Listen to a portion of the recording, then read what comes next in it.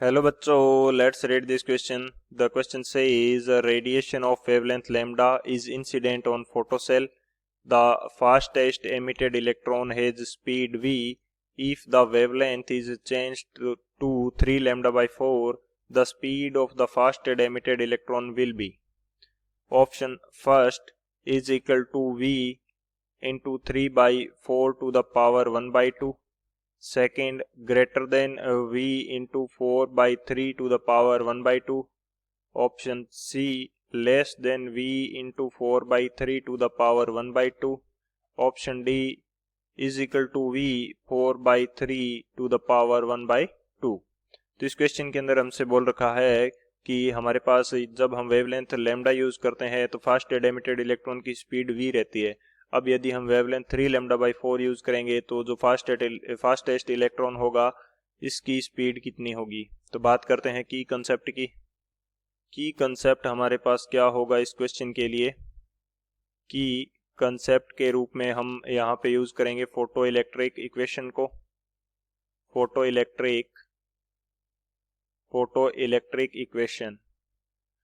Electric equation basically हमारे पास क्या होती है कि जब हम किसी मेटल के ऊपर लाइट रे इंसिडेंट करेंगे तो उससे क्या होगा, उससे इलेक्ट्रॉन जनरेट होंगे या एमिशन होगा इलेक्ट्रॉन का, उनको बोला जाएगा फोटो इलेक्ट्रॉन्स। तो उन फोटो इलेक्ट्रॉन्स की एक काइनेटिक एनर्जी होगी, तो उससे रिलेटेड जो इक्वेशन होती है वो हमारे पास फोटो इलेक्ट्रिक इक्वेशन कहलाती है। तो जो काइनेटिक एनर्जी है वो हम क्या रिप्रेजेंट करेंगे, हाफ एम वी स्क्वेयर। ये हमारे पास इक्वल होती है एनर्जी ऑफ फोटोन, इसको हम रिप्रेजेंट करते हैं एच सी अपॉन लैम्डा से, एंड माइनस फाई हमारे पास क्या रहता है, फाई हमारे पास रहता है वर्क फंक्शन ऑफ मेटल।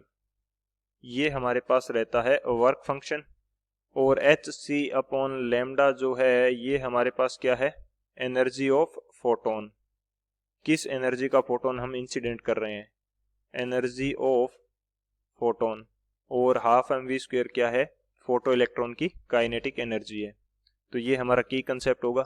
इस की कंसेप्ट की हेल्प से इस क्वेश्चन को सोल्व करते हैं। सॉल्यूशन की यदि बात करें तो हमें क्वेश्चन के अंदर दे रखा है कि जब वेवलेंथ लैम्डा यूज किया जाता है तो स्पीड हमारे पास फोटो इलेक्ट्रॉन की क्या रहती है, v रहती है। तो यहाँ पे मैं इसको अप्लाई कर देता हूँ इक्वेशन को।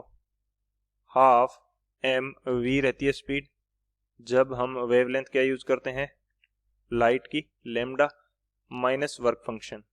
ये हमारी क्या हो जाएगी, इसको बोल देता हूँ इक्वेशन फर्स्ट।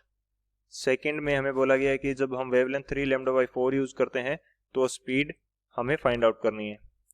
तो इस टाइम जो स्पीड है हाफ एम, मैं इसको बोल देता हूँ v2, तो ये v2 स्क्वायर हो जाएगा। H C upon lambda, lambda की वैल्यू इस बार क्या यूज कर रहे हैं, 3 लैम्डा बाई 4, तो ये 4 ऊपर चला जाएगा, माइनस वर्क फंक्शन फाई, इसको मैं बोल देता हूं इक्वेशन सेकंड। तो अब यहाँ पे एक ध्यान रखने वाली बात ये है कि जो फाई है वर्क फंक्शन, वो हमारा सेम मेटल हम यूज कर रहे हैं, ये हमारे लिए क्या रहेगा, कांस्टेंट रहेगा। ये हमारा कांस्टेंट रहेगा, यानी कि हर बार जो दोनों में से नेगेटिव हो रही है वैल्यू वो क्या है, कांस्टेंट है, वो वैल्यू हमारे पास कांस्टेंट है। तो जो एनर्जी है वो किस प्रकार से रिलेट करेगी लैम्डा के साथ, by equation first and equation second.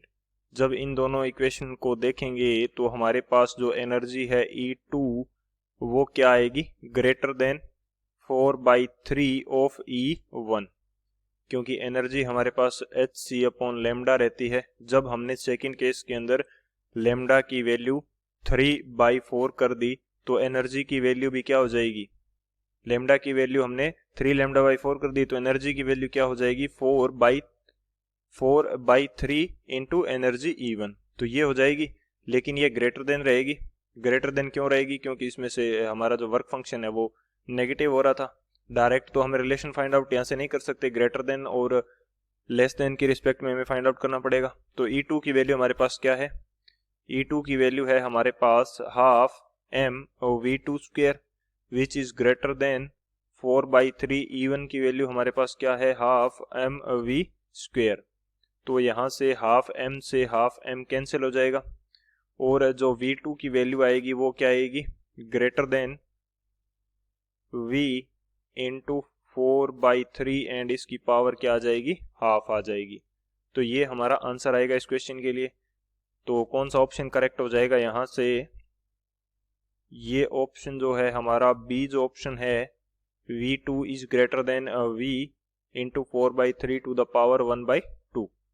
So option B हमारा करेक्ट हो जाएगा एंड ये हम फाइनल आंसर बोल देते हैं। So option B is the final answer. I hope you understood it well. Best of luck. Thank you.